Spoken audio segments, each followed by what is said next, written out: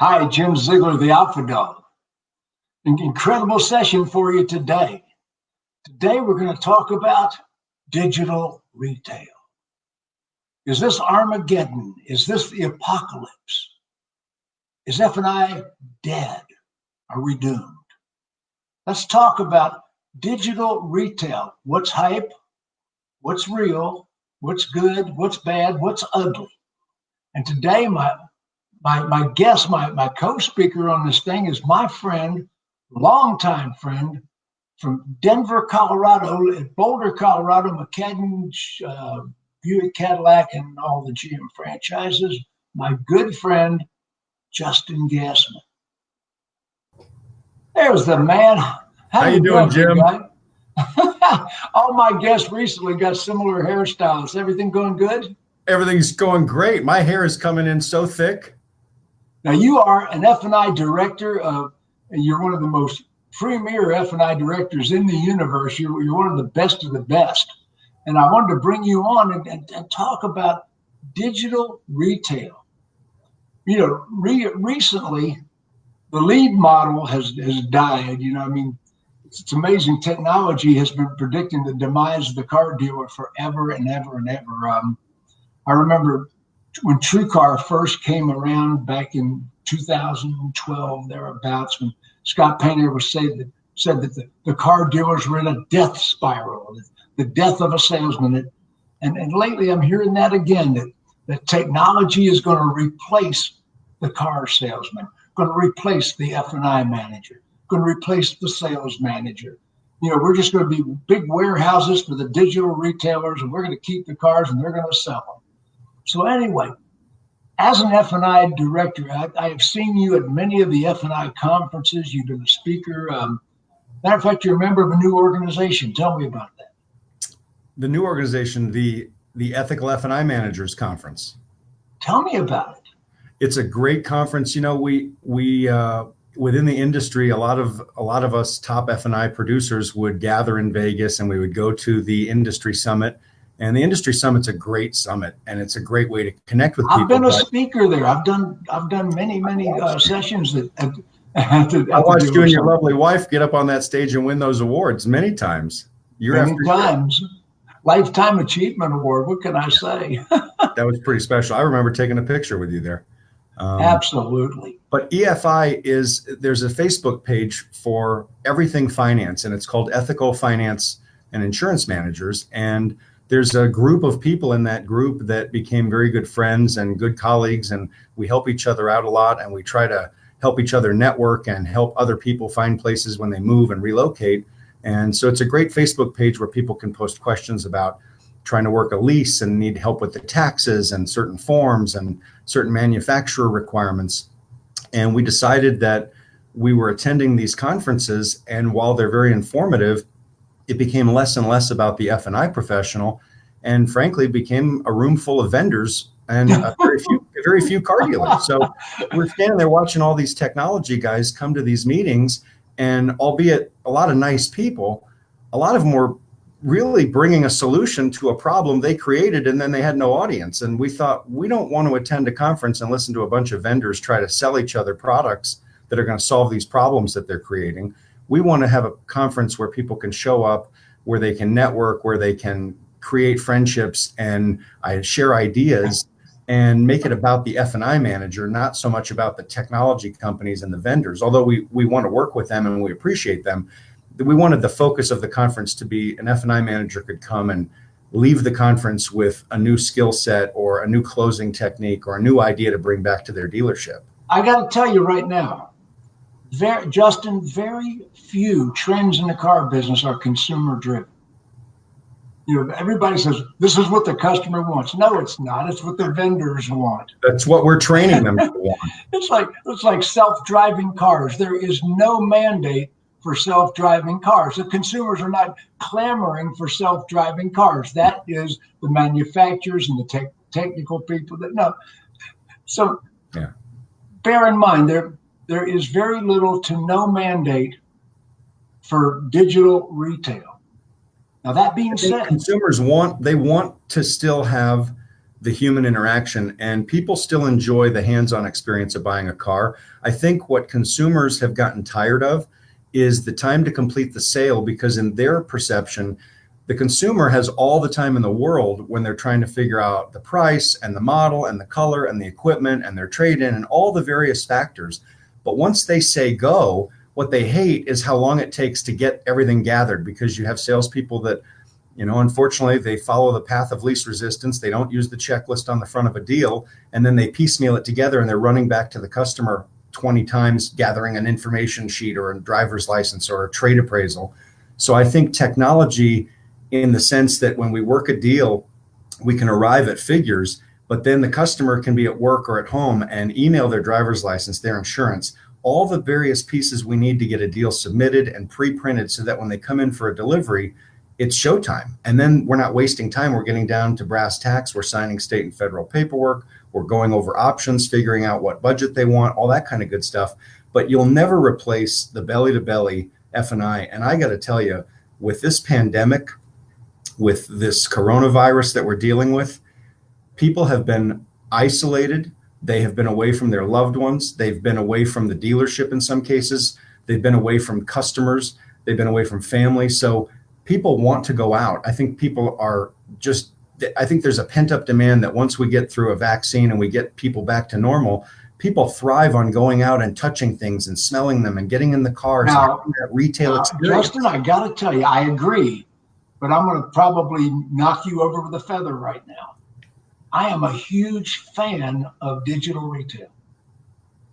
I have been looking for digital retail, and the reason that people are in a panic, the reason people have all this anxiety about digital retail, Carvana, Vroom.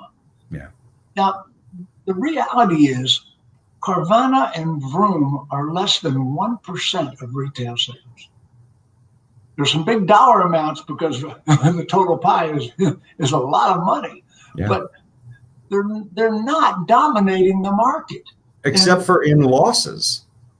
Well, they're losing money now. It's a race to the bottom with those guys. They're losing money hand over fist. And digital retailing has its place, and I'm not against digital retailing. I think you need to have a great website. You need to have F&I products online. You need to have information. But the idea that we're going to put a kiosk in a showroom and have a customer touch an iPad and self-close 10% of the time for a profit is ridiculous. And you can buy a Big Mac that way. What's that? You can buy a Big Mac at McDonald's. We're not selling Pepsis and Big Macs here. We're selling automobiles. Oh, okay. Right? But I'm going to tell you, there's so much technology involved in the car now. It's not even about the car. It's about the tech. And these people, a lot of them, they need help pairing their phones, figuring out how to navigate this giant touchscreen in the middle of their car while 100 million lines of code are running through it. That's where they need a human being. They're not going to be okay with pushing a button. And I'm a realist, and I have, in 46 years in the car business, I have changed with every new wave of the future. And most of these waves of the future, by the way, never hit the beach. I'm going to tell you right now. So I have adapted, I have changed, I've modernized myself, I've stayed relevant. And I'm going to tell you, whether you and I like it or not, digital retailing is coming. It's going to happen. But how it happens is a big decision that dealers need to make, because what we have out there right now really is not working. Right. Now, by the way, the hype and the bull crap that we're being spoon-fed is not the truth. Now, granted, digital retail is a good thing.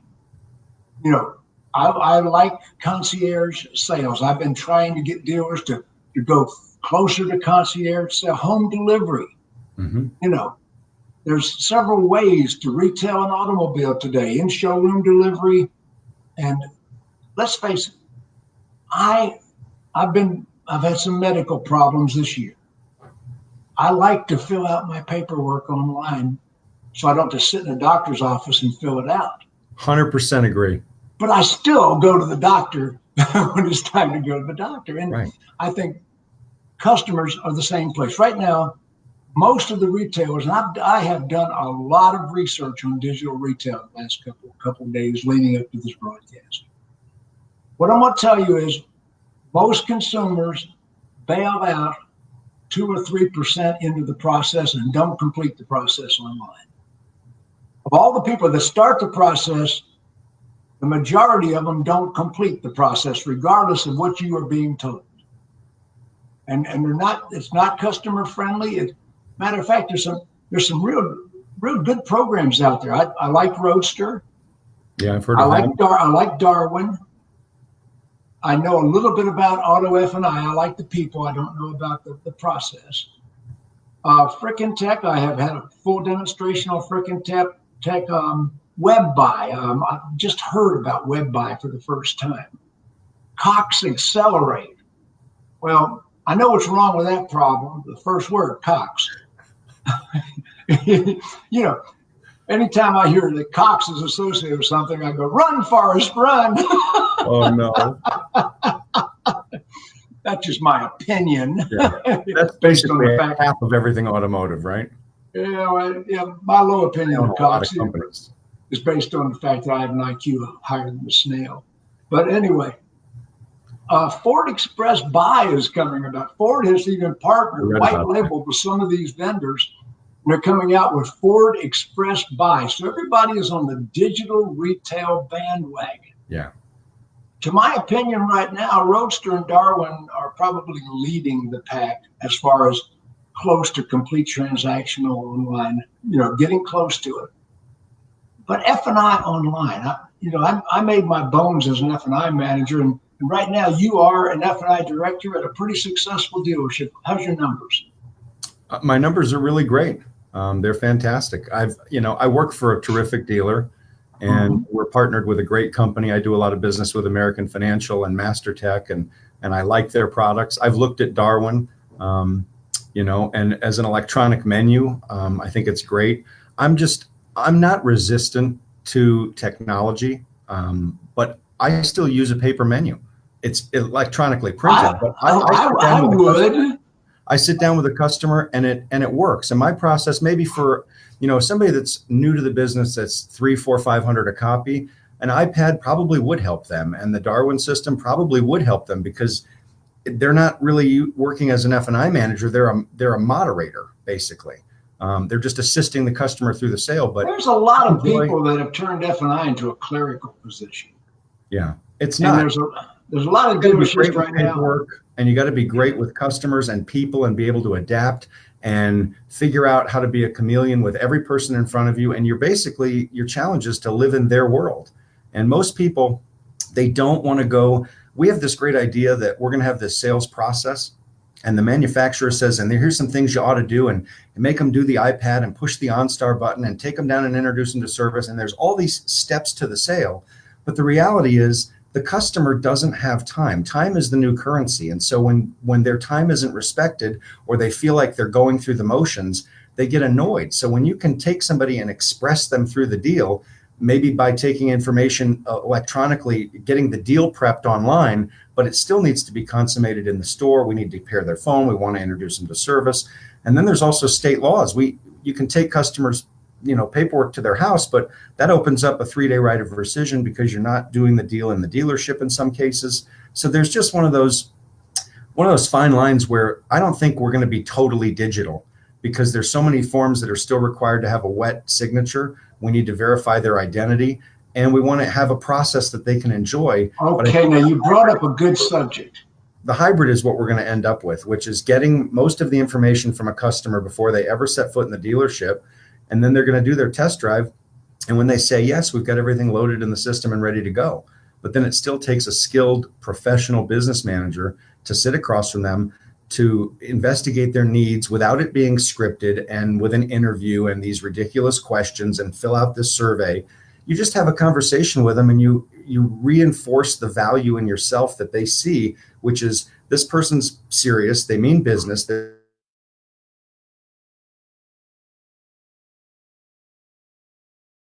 But then there's also some items that we're going to share some information with you about. And then if it's okay with you, we're going to figure out your budget. And then we get right down to business. But when you reassure a customer that's busy that you're the fastest guy in the store and that you're the expert, they have a sigh of relief because they realize they're dealing with a professional. And that's where the technology can never compete. The technology can prop up weak producers and help people with weak processes. But if you're a professional, there's nothing that can replace sitting down with a customer, printing out a menu, having a conversation, and settling on some figures and some protection options, and then getting them out of here. Because that's what they want. They want to get in and get out, but they don't realize how important that part of the process and the entire deal is, because the decisions we make are the ones they have to live with for the next 6 or 7 years, and how they're protected and how it's financed and so forth. What I've been told, and I've heard the vendors pitch. I've taken some demos from some of the vendors that are selling this. Yeah. And I've got to tell you, they're saying, well, your F&I numbers actually go up. Yes, if you are doing a crappy job, your crappy numbers with vendors will probably be less crappy than your current crappy numbers. Yeah, that's not winning. That's degrees of losing. If you have a decent F&I manager, none of these platforms are going to perform who you have financially, not by a fraction. Yeah. And I know your numbers. You've got some of the highest F&I numbers in the country, and they're very legitimate. And I have asked a lot of people recently, how's that working out for you? I was talking to a dealer not 1 hour before this broadcast, and he's a multi-store chain, and he was telling me, one of the general managers, well, we're going to let salespeople perform F&I in some of our stores. That is such a weak posture. And, well, Walzer does it. I guess he does. Okay. Let me tell you something. Think about the compliance. Think about the Pandora's box of compliance issues. And I granted, there's a store in Denver that uses that hybrid model, and I'm not dogging on them. They do a great job. But I got to tell you, if I owned a store, the last thing I want are 20 salespeople running around, talking contracts, signing legal forms. I want to make sure that the people that are executing that contract and consummating that deal are certified with ACE and AFIP, and they're licensed by the state, and they're trained, and they've gone through compliance training, because you've got 20 different people telling customers 20 different things, even if you've trained them, and you don't have a central point where you can run things through. You've got funding issues all over the place. You've got people in and out being sick. I think it's a terrible idea. The salespeople need to do their job, and then the business office needs to do theirs. And sometimes that change of pace honestly affects the product sales. I think if you're a salesman, I've got a salesman that works here that backs me up 2 nights a week when I leave early and then on my days off, and he does a terrific job. But when Steve sells a car as the salesman and I'm in the dealership, even though he's fully functioning and capable of doing the F&I not only don't want him to do the deal because I want to take the swing, but having a different person, when you spend 4 hours with a customer trying to get them up $20 a month in payment on a vehicle, and then you're going to sit across the desk from the person that just told you they're maxed out, and you're going to go through protection products, you're shooting yourself in the leg. They can come in here where I know nothing about that conversation, and I approach it, with a different attitude, and then the magic happens. I don't want the salesperson to take the turn. I want a different face, a different energy, a different personality. I have always said that the finance manager, the F&I manager, is the policeman of the dealership. It is our responsibility to legal compliance. We are the keepers of the dealer's best interest. That's right. One major lawsuit would wipe out all those alleged savings. Yeah. Now, you've got 20 salespeople on your sales force. You might have 3 superstars selling 20 or 30 units, but you've got a whole bunch of 6-car Freds. And those 6-car Freds are always going to be 6-car Fred. Fred. And on a bad month, they're 4-car Freds.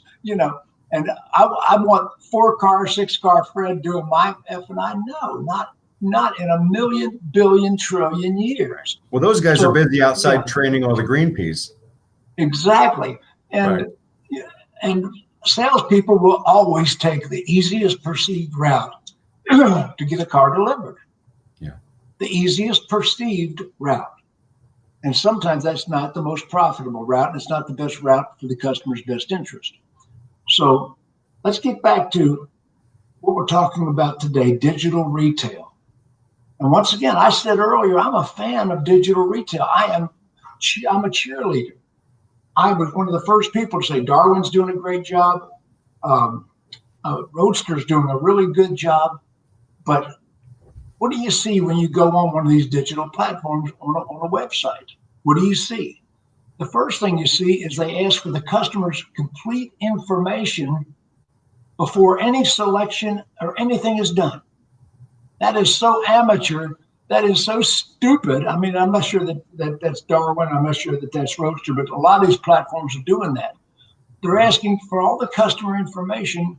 Customers don't fill out forms, especially before they're you got to kiss them first. Right. They don't want to give you information. They want information. I went with a friend of mine last night to an IKEA store, and we're checking out, and the cashier says at the end, "And your zip code, please?" And he said, I don't have one. And she said, "You don't have one?" He says, "I don't give my information." What's the difference? Do you guys take cash? There's a lot of people that ask a lot of questions, and when you're working a car deal, you really don't even have the right to ask those questions. You haven't earned it. People want to go on a website and get information, and then if they feel compelled, they'll fill it out. That's why you got 2 or 3% of these people, like you were saying earlier with the statistics, they're bouncing. They don't have time for that, and then they get 5 pages deep, and they go, "God, I've come this far, but now they want my social." We're not there yet. I just wanted to know the pricing. Well, right now, 5 years ago, the figure was in the 30s of percentages. Now, I hate speakers or people like myself, experts that quote percentages, because most people just quoting percentages on stage just reach behind them and pull it out of their anatomy. Excuse me. They make most figures, most statistics are made up on the spot. 78% of them are. 78.3. That's but anyway, people making up statistics, but in the 30s of percentages. In the 30s, somewhere, of consumers 5 years ago were transacting online. They were doing some amount of the paperwork, some amount of the preliminary of buying a car online. Today, we're in the 60s of percentages. Yeah. So already we're getting ahead of it. The biggest problem right now with the digital retailers is none of them have it right. I mean, the incentives are wrong, the payments are wrong, the trade-in is a nightmare. What does that prove to you, though, Jim? That proves to you how complicated a car deal is. Selling cars is one of the simplest things. Somebody once said, selling cars will either be the hardest low-paying job you've ever had or the easiest high-paying job you've ever had. And if you think about the complexity of a car deal, and this is where the digital retailers miss the boat. When I do a deal, I log into DealerTrack. I submit the deal. Then we've got Dealer Socket, and they're loading it. And then they push it to the manager in DealerTrack, and he loads it. And then I get it, and I go to the state's website to make a temp tag. And then I log into F&I Express, and I do my MasterTech products. And then I get on OnStar's website to do their online enrollment. And then I go into the state's website to make them a temp tag. There's 8 or 9 different logins and portals that, by the way, have special passwords that constantly need to be changed with special characters. And all of those are required in order to just get to the point where you could process a deal without any profit, just to do the paperwork.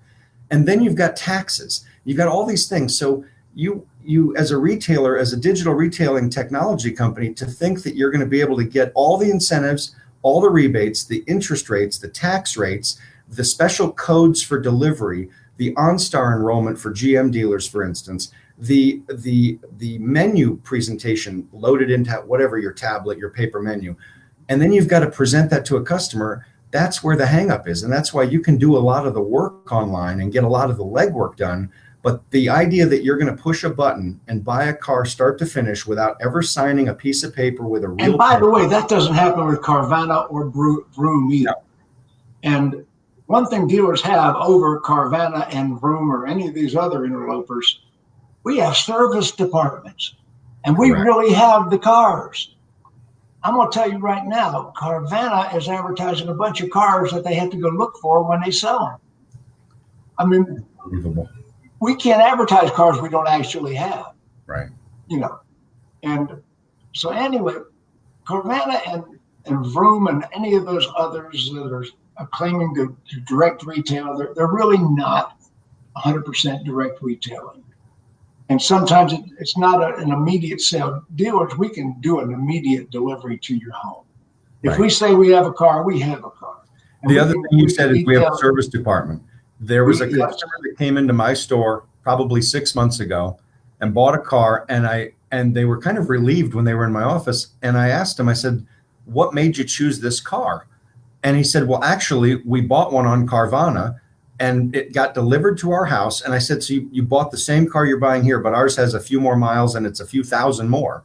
And he says, I bought the car from Carvana because of the price, and the guy delivers it to the house. And when he's taking it off the big truck to deliver it into the driveway or whatever, the battery in the car that they were purchasing, I guess, was dead. The guy doesn't have a jump box. The guy doesn't have a spare battery.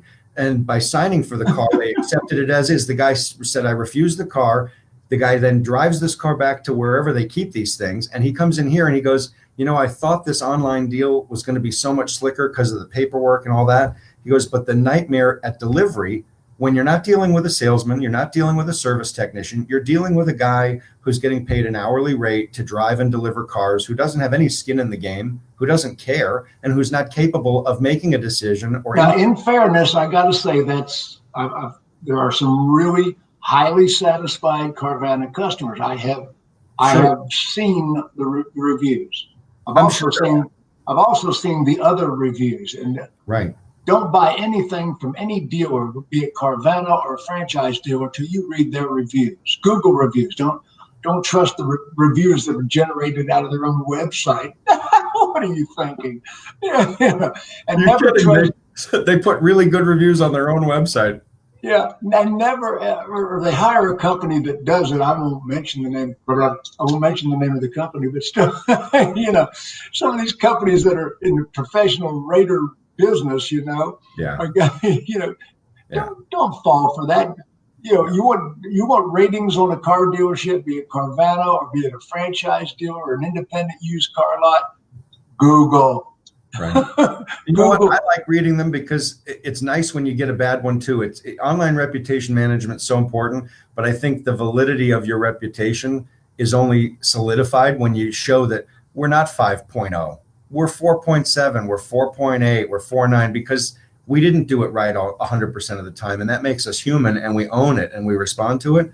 I like that. And I like the Google reviews. And there's okay, I'm going to tell you right now, I'm not going to trash the Carvana experience.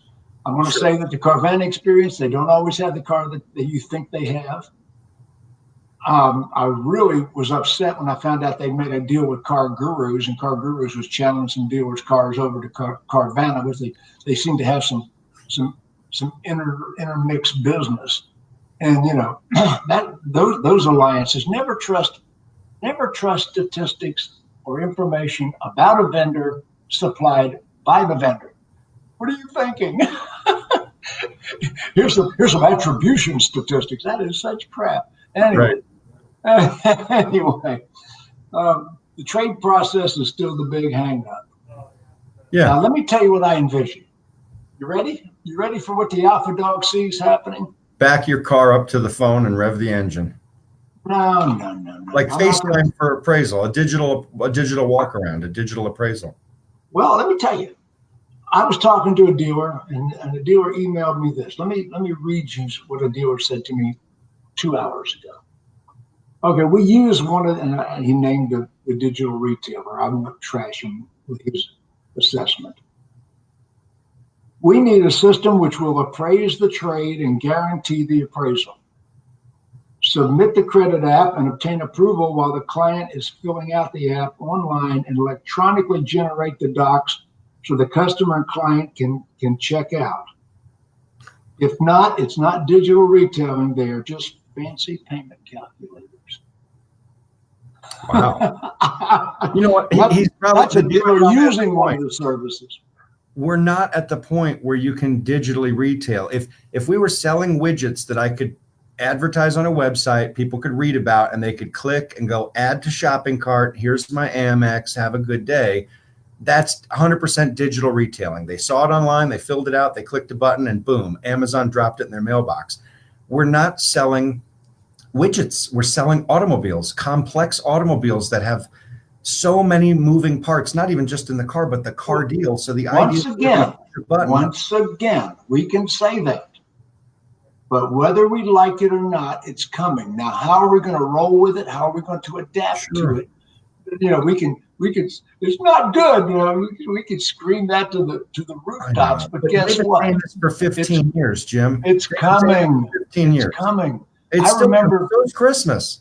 I remember when the biggest technology I had in the F&I office was a fax machine. Holy cow, it'll send the app to the lender. Oh, look at this. A fax machine. I thought you said you had a Wang, was it a Wang machine? No, it was a Coin F&I machines. There was 3 brands, Wang, Coin, and Oakleaf. Which one had the vents in the back? Oh, that was the Coin machine, the one that I had the customer talk to the vent. You'd have them talk to the lender. That line goes all the way out of the printer, all the way over to GMC. Let's see what they said. Okay. Well, in the day, we could make customers do push-ups to qualify for credit life insurance. Those days have changed. Okay. You made them do 100 one-arm push-ups. Okay. Listen to this. One of the dealers told me, we signed up for, he told us the name of a digital retailer. Yeah. We signed up for the digital retailer, and they told us they were FCA approved. We gave them a big check. We had a kickoff meeting. We trained everybody. But FCA had not approved them to be on our website. We fired them, parted ways, got our money back, and never heard of them until today when you talked to me. Interesting. I mean, so never exactly believe information supplied by a vendor about the vendor, especially statistics or attribution. It's all crap. But anyway, my opinion. Well, they're selling. I mean, and did you hear me say my opinion? Yeah, in your humble opinion. My humble opinion. I could be wrong. I'm not. Okay. Now, what do I see coming? Where are we going to go with digital retailing? Do I like Roadster? Yeah. Do I like Darwin? Yeah. Do I like F&I Slaughter? Frickin' Tech, I'm not sure. Web Buy, Cox, Accelerate. It's got the name Cox in it. You know how I feel about that. So, and what do we see happening? Well, first of all, what I like about Darwin, and I've gotten the Darwin demo. What I like about Darwin is let's say we're going to stop fighting the fact that they're here. They're going to be here. I mean, let's roll with it and let's get enthusiastic about it. Okay, they first of all let you work the deal remotely. If you have their full system, because I believe Darwin's an electronic menu, but if you have their full system, it'll ask questions, make suggestions, that sort of thing. You can work the deal. This is the Ziegler thinking. The salvation of F&I and the salvation of the F&I manager is going to be Zoom or something like Zoom. It certainly helps. It's going to be video conferencing with the customer with the ability to present online. When that customer shows up on the website, instead of hitting a chat button, they get a video of a representative like you and I are looking at each other right now. Yeah. That representative, would you like me to guide you through the process? How can I help you? That's where I can see that they should be evolving, where a representative guides the customer through the process. Jim, we can take them to the Darwin menu. We can take them to Roadster. We can take them to Auto FI. We can take them to wherever we need to take them. And the human being can guide them and advise them through the process. Now, I said 20 years ago at the NADA convention that we need to merge management positions. Most sales managers learn their job by watching somebody that got fired. As an F&I manager, and that's where I made my bones. As an F&I manager, when I was setting records, when I was in F&I, I had more schools, more skills, more specialized training than anybody in the dealership. I am the guardian of the dealer's best interest and compliance. Who better than that melded manager? Right. That manager who is a sales manager, F&I manager, which, by the way, that's the CarMax formula. Oh, really? Their managers do the entire deal in one sitting. Got it. And I like the way you trained it. That's the way I would like to see it. I would like to see sales manager and F&I manager positions merged. One manager is a manager, full services, do the entire deal in one city, online or offline. And the vendor that can get that's going to win my business. Yep. If I'm a dealer today. I think you're right about the future of F&I. I don't think it's going to go away in person, but as this evolves, it's going to be more, whether it's Zoom or any other company, it's going to be video conferencing, electronic digital menus on a screen that could be controlled by the manager, maybe the customer, maybe there's interaction, maybe you've got the little pen like they draw when they're, when you're watching a football game and they're drawing on the screen, something to that effect. But we're still going to have to either ship forms, or if they can figure out some way to digitally integrate all these forms. That's the problem. They can digitally integrate most of the legal compliance forms. Most, but here's the problem. Again, as a dealer, when we sat down in the beginning of the pandemic, we got on the phone with DocuSign, great company. And when you get a mortgage, absolutely. Terrific. You send it over, you sign it, you're done. Well, the state of Colorado has a dealer's bill of sale. And unless something's changed that I'm not aware of, I still have to have that original form signed. And so I say, if that original form can be signed on delivery and pre-prepared, we can have some pre-prepared paperwork that the customer initially filled out the starter package. And I would even be okay with a salesperson signing that. Sure. If we, the F&I directors, prepared that paperwork. I'm fine with that too. My problem is, why would I want to have them do it digitally, but then I still have these 5 that have to be original? If I have to do one original form, I'll do them all original. But you don't have to do the form. The salesperson or the delivery person, the delivery manager, can do the form. Right? That frees up the finance time and sure. And it would say we delivered it at their house. A company that can do what they say, which is, if you want to take this thing all digital, then let's go all digital. But this idea that it only pushes and pulls and integrates this much, but then this doesn't, and you still have to manually do this, it's hodgepodge. We need something that does the whole thing. You go to one website, it fills in all your logins, everything's dialed in, everything integrates, and all the information pushes and pulls. I'm a big fan of that, but the person or company that creates that, they're going to be the big winners. But they're going to be the big winners, as my friend Tony D pointed out in the sidebar. Tony D said, how many states still require wet signatures? Well, a number of them do. That's why the digital retailers are not legal in all states. It's all the entities that need to come together to purchase a vehicle. The state, the city, the county, the manufacturer, the insurance company, the bank, the dealer, OnStar, XM Radio, the warranty company. I mean, you're trying to put 20 different companies together where every letter has to be correct, every penny accounted for, and it's all got to go through. And unfortunately, some of these companies and places don't communicate with each other. I know that's an absolute fact. They do not communicate with each other. But back to the main point, digital retailing is here. Yeah. It's not going to go away no matter how we protest. So now we got to learn to adapt and roll with it like we always have. I'm a little older than you, a lot older than you. I got underwear older than you. Anyway. Somersaults, that's how I roll.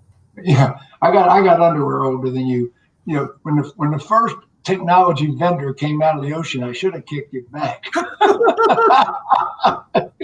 That was in 1982, right? You were starting over again. Yeah. Again. Yeah, 1982. Yeah, it's amazing. First of all, the internet is the worst thing that ever happened to the car dealers. The worst thing that ever happened to us was the internet, because it put a bunch of vendors between us and the customers that would have bought from us had there been no internet. If there wasn't any internet, those people still would have bought cars from us, and it wouldn't be a bunch of vendors siphoning off our profits in between us and the customers, stealing our customers and renting them back to us. And then charging you a referral fee. Yeah, charging you Google. Yeah, I got your Google right here. Right. Yeah, you want access to my DMS? Hold, please.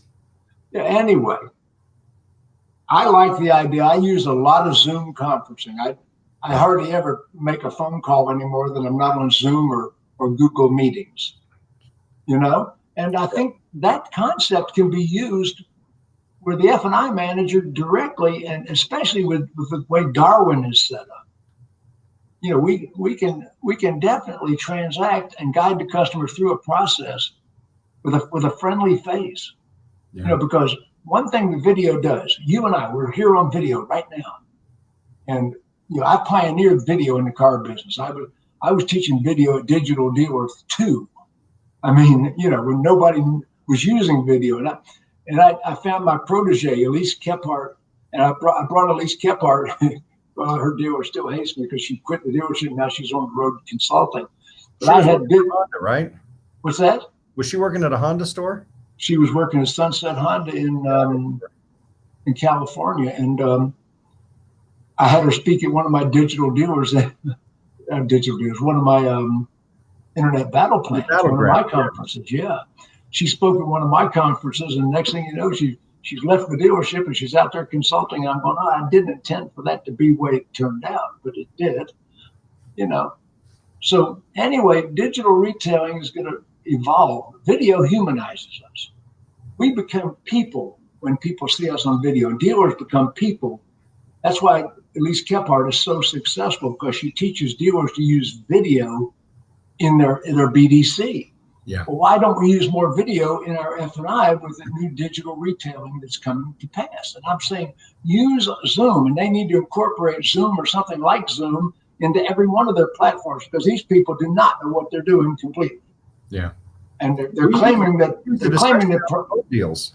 They claim that profits are increasing. Well, let me tell you what, digital F&I is only increasing if you've already got a crappy F&I department. Your savior. It's a tool. And so when I get a customer that's out of state, the old school would be pick up the phone and call them. And, the least talented guys, hey, do you want any of these things? No, great. Let me print the paperwork.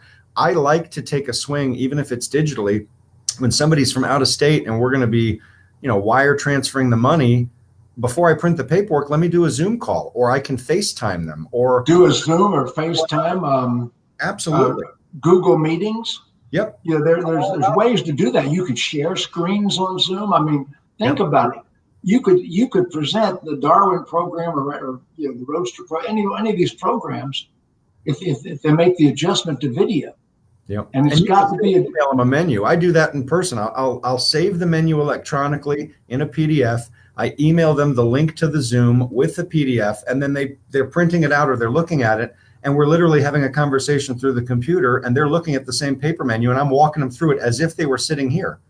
I went through a presentation the other day that chilled me. As I mentioned, back in 2012, thereabouts, Scott Painter was founding TrueCar.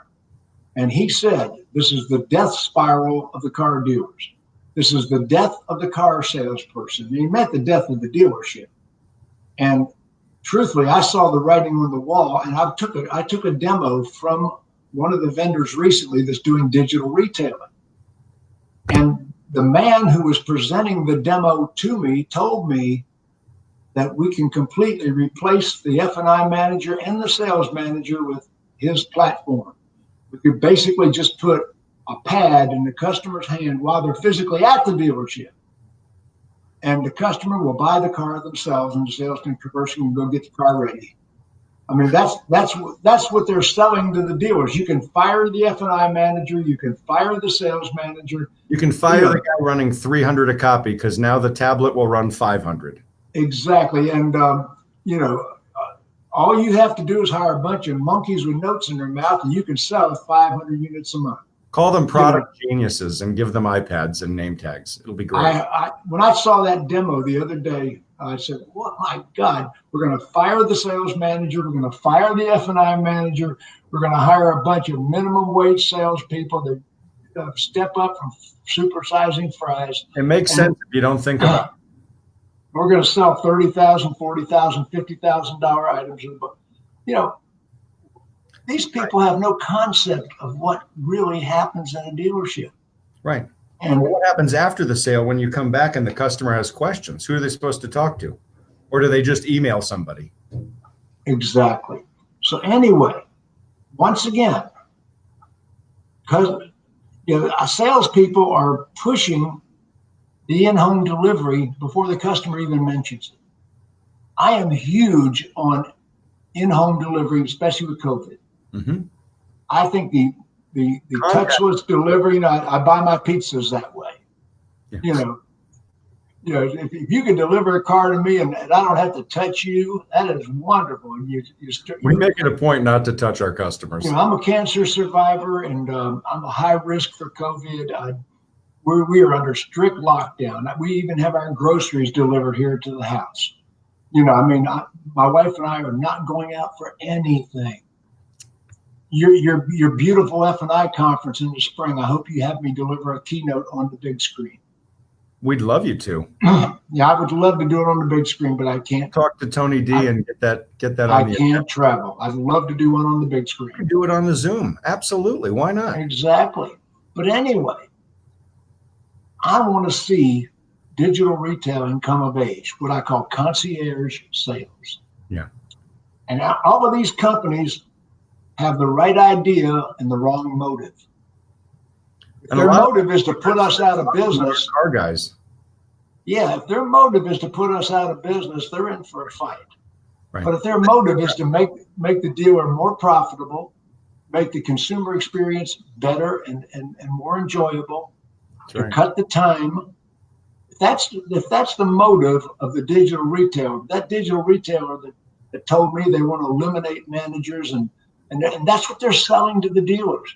Hey, look, they're not selling it to the masses. Your F&I numbers are going to be considerably less, but you're not going to have to pay $150,000 to an F&I manager. That you're going to save that money, even though your money is less. You've got less PBR, and we can have salespeople delivering your F&I, and then all of a sudden here comes the lawsuit. Right, you can use all that savings to pay your legal bill. Exactly. Ridiculous. So anyway, we had a pretty good audience today. We've been here 45 minutes. I think we haven't solved anything, but we've definitely kicked over some rocks and asked some questions that people can be asking about. But I want to remind everybody right now, digital retailing is less than 1% of the entire process for Carvana and Brown. It's less than 1% of retail. It's not mainstream so far. No. There's a limited number of customers that will do that. Taken over.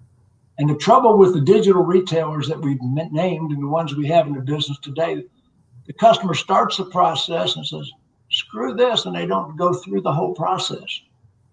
I'll give you an example. My wife and I buy our groceries online. And about 3 weeks ago, we were at another grocery store, and we had over $600 in the cart. I mean, that's a pretty big grocery order, would you say? $600 was already in the cart. And my wife said, I can't stand this. I said, I can't either. We dumped the cart and went to the grocery store we'd been doing business with because their website was easier to operate. Isn't that amazing?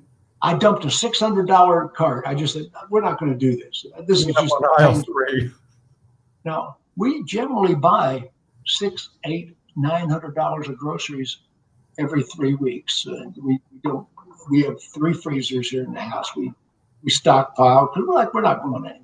Right. I mean, I dumped a $600 grocery cart to go to, and the grocery store I did business with in the end was Publix because their website was easy to navigate.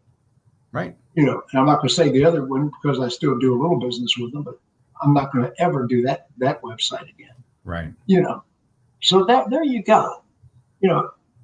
Right now, it's convenient and it's got to be user friendly, and that's the problem with a lot of these. They're not user friendly, although they claim to be. And the one thing they're doing wrong is they want all the customer information. They want the customer to fill out a form before they even go on the site. Right. And most people won't do that. People are bailing.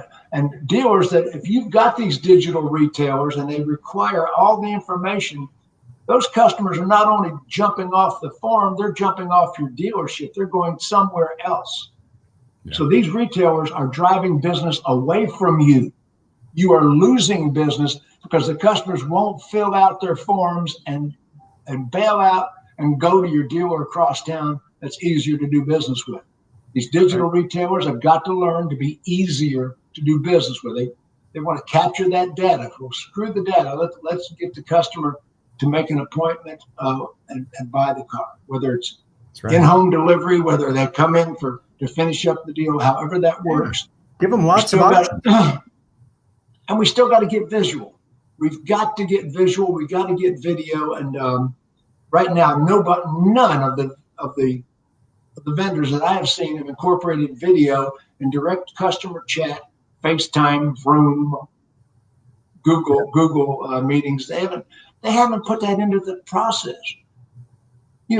For 46 years, I have a reputation for growing some of the biggest dealerships in the country to the big numbers. I grow dealerships to big numbers. I'm a thinker. Don't be fooled by the jewelry in the hat, folks. I remember when I met you in Denver, you had an alarm on your belt for all your jewelry. I was in a seminar one time, and some kid was giving me some heckling out of the audience here, some salesman, and I said, "Son, people paid to hear me. I got your net worth on my left hand. Shut the hell up." That reminds you of the Glenn Ross movie, Yeah, I might watch. Yeah, I know. Yeah, But anyway, this has been a great interview. Justin Gasman, and you're from McCaddon. Yep, Cadillac Buick GMC in beautiful Boulder, Colorado. Beautiful. I know you don't live in Boulder.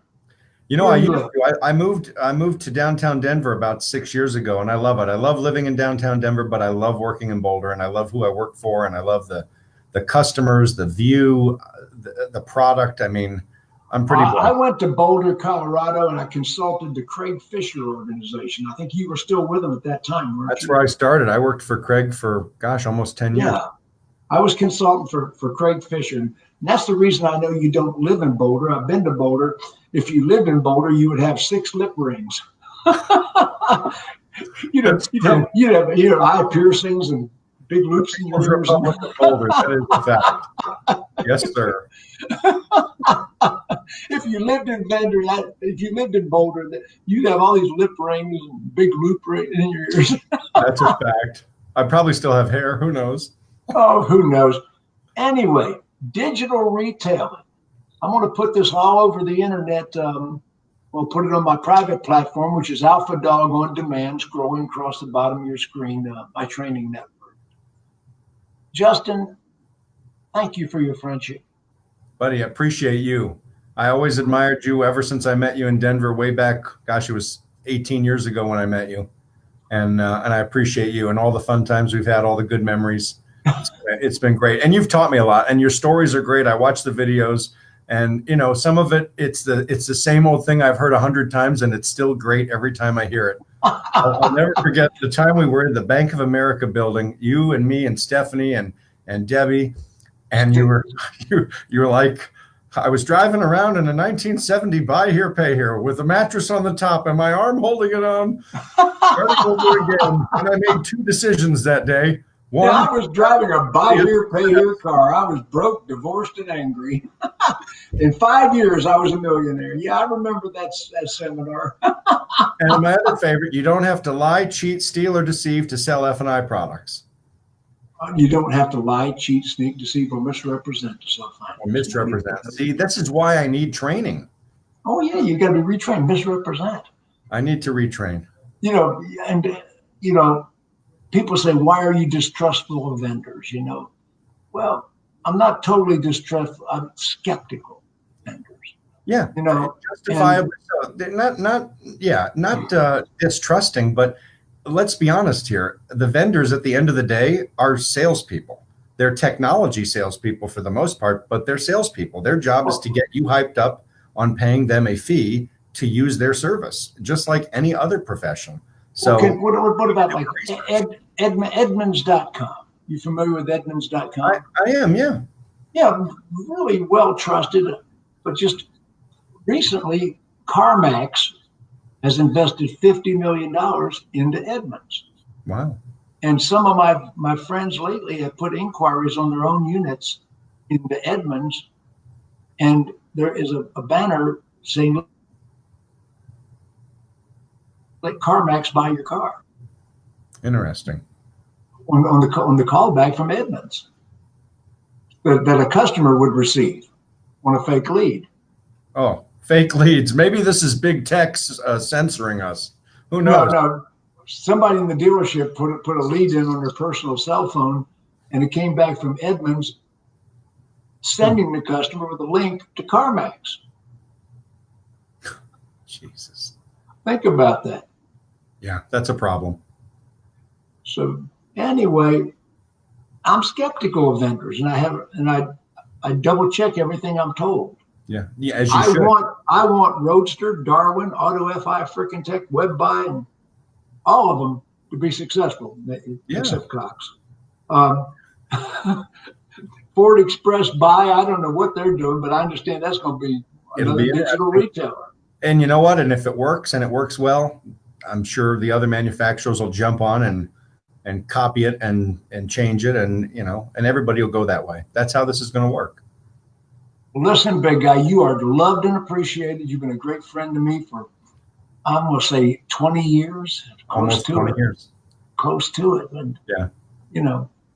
People say, Ziegler, how long have you been around? I've been around 46 years. People say, damn, you're immortal. Well, I don't know that I'm not immortal, but I haven't got there yet, so maybe I am. That's a fact. I'm glad you're safe. I'm glad you're doing well. Hang in there. Take care, big guy. You too, buddy. I'll talk to you soon.